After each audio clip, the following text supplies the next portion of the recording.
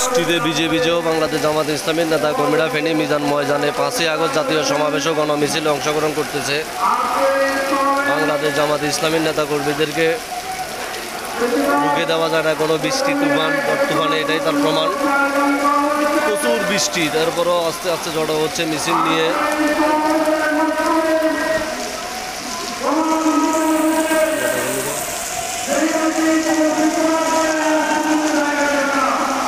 বৃষ্টির ভিতরে ভিজে ভিজে বিভিন্ন মিছিল নিয়ে, খণ্ড খণ্ড মিছিল নিয়ে ফেনীর বিভিন্ন জায়গা থেকে জামাতে ইসলামের নেতাকর্মীরা আসতেছে। আস্তে আস্তে ভরাট হচ্ছে ফেনী মিজান ময়দান।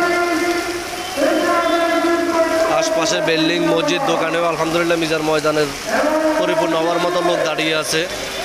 এখানে যারা ভিজতেছে তারা অল্প আংশিক কিছুক্ষণের ভিতরে পরিপূর্ণ কানায় কানায় ভর্তি হয়ে যাবে মিজান ময়দানের ও আশপাশে মিজান রোড সহ সব দিকে।